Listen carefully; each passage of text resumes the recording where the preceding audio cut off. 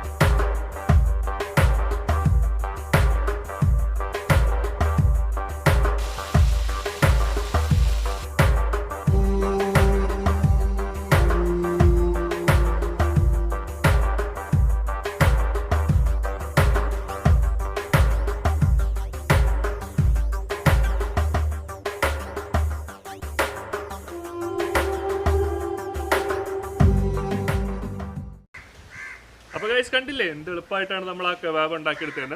അപ്പോൾ ഞാനിവിടെ chicken use ചെയ്യുന്നേ ഉള്ളൂ. നമുക്ക് വേണമെങ്കിൽ ചിക്കന് പകരം മട്ടനോ അല്ലെങ്കിൽ ബീഫോ എന്ത് വേണമെങ്കിലും യൂസ് ചെയ്യാം. അപ്പോൾ അത് യൂസ് ചെയ്യുമ്പോൾ ശ്രദ്ധിക്കേണ്ടത് അതേ റെസിപ്പി തന്നെ ഫോളോ ചെയ്യുക. പക്ഷേ അത് കുക്ക് ചെയ്യാൻ എടുക്കുന്ന സമയം ഇച്ചിരി കൂട്ടുക. കാരണം ബീഫ് വേവാനൊക്കെ കുറച്ച് ചിക്കനേക്കാളും കുറച്ചുകൂടി സമയം എടുക്കുമല്ലോ.